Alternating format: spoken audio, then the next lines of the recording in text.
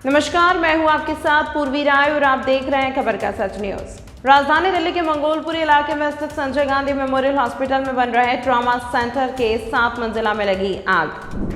दिल्ली के मंगोलपुरी इलाके में संजय गांधी हॉस्पिटल के मेमोरियल ट्रॉमा सेंटर में लगी आग। आज मंगोलपुरी संजय गांधी के ट्रॉमा सेंटर में चल रहा था काम। हॉस्पिटल में कंस्ट्रक्शन का काम चल रहा था और इस अस्पताल में ट्रॉमा सेंटर बनाया जा रहा था, जिसमें वेल्डिंग का काम हो रहा था और लापरवाही के चलते यह आग लग गई, जिसके चलते बिजली की तारों में भी आग लग गई और पूरी बिल्डिंग में करंट फैल गया, जिसके बाद सप्लाई को बंद किया गया। गनीमत यह रही कि इस आग में किसी जान की हानि नहीं हुई और समय रहते आग पर काबू पा लिया गया। हादसा मैं आपको बताऊं कि ये भारत का सबसे बड़ा ट्रॉमा सेंटर का निर्माण चल रहा है और इस निर्माण कार्य में ये जो आग लगी है इसमें अभी हताहत कोई नहीं हुआ है और दमकल की यहाँ 2 गाड़ियाँ अभी मौके पर आग बुझाने का कार्य कर रही हैं और किसी प्रकार का इस तरह का जान का कोई नुकसान नहीं हुआ है। सर, ऐसा क्या कारण कि ये हादसा हुआ है?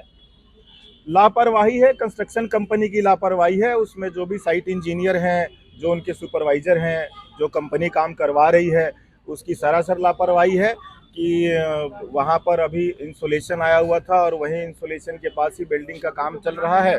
तो ऐसा तो बिल्कुल नहीं होना चाहिए कि जहां कोई ज्वलनशील पदार्थ रखा हो और वहीं पर इस तरह का कुछ बिल्डिंग का कार्य हो, तो स्वतः ही आग लगना स्वाभाविक है। सर, इतनी बड़ी बिल्डिंग बन रही है और कोई सुरक्षा का इंतजाम नहीं है। मैं आपको वही बता रहा हूँ कि इतनी बड़ी का मैं आपको बता रहा हूँ कि भारत का सबसे बड़ा ट्रॉमा सेंटर है ये और यहाँ पर जो कंस्ट्रक्शन कंपनी है उसकी तरफ से किसी प्रकार का कुछ सुरक्षा का यहाँ साधन नहीं है, सरासर लापरवाही है।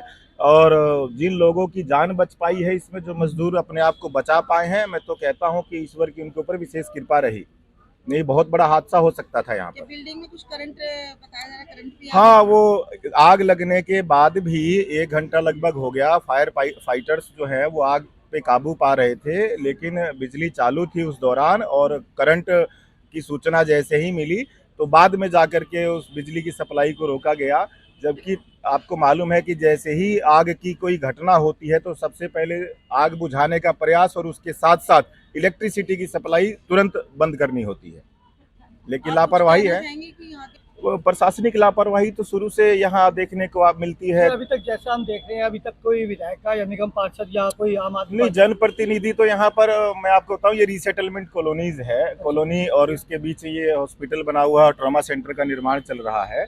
यहाँ क्या है कि विधायक और जो जनप्रतिनिधि होते हैं वो चुनाव के समय ही आते हैं, चुनाव के बाद उनका कहीं अता पता नहीं लगता, जनता उनको ढूंढती रहती है। मैं 1 घंटे पहले अपने घर की छत पर था तो मैंने छत से देखा संजय गांधी हॉस्पिटल में आग लगी हुई है।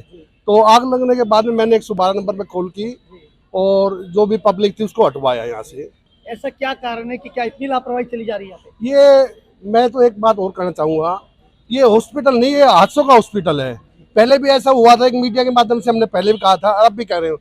और ये जो प्लान है 2021 से का इसका मुहूर्त होना था, 2 साल से लेट हो रहा है और क्षेत्र की विधायिका और दिल्ली सरकार बिल्कुल भी गौर नहीं कर रही है।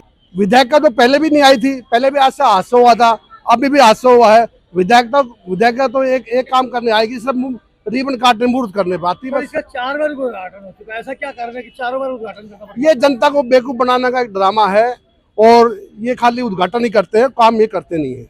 नहीं, मैंने कहा था, इंजीनियर आया हुआ था अभी और सुधीर जी का लड़का जो ठेकेदार, अपना आपको ठेकेदार बोल रहा था, मैंने उससे कहा भाई आप 1 घंटे से लाइट नहीं काटी, इसकी क्या वजह है? तो 1 घंटे के बाद मैंने खुद लाइट कटवाया। आग लगने का मुख्य कारण क्या है? वेल्डिंग का काम चल रहा था वहाँ पे और वेल्डिंग की चिंगारी उठी और आग पकड़ लिया। इसमें कोई और भी हादसा हुआ क्या? क्षति पहुंची है? नहीं, घायल तो नहीं, 2 बेचारे मजदूर अपनी जान बचाकर दीवार कूद के नीचे उतरे हैं, लेकिन वो बच गया, भगवान का आशीर्वाद मिला उन्हें, वो बच गया, जान माल का कोई कोई खतरा नहीं है। तमाम महत्वपूर्ण खबरों के लिए देखते रहिए खबर का सच न्यूज।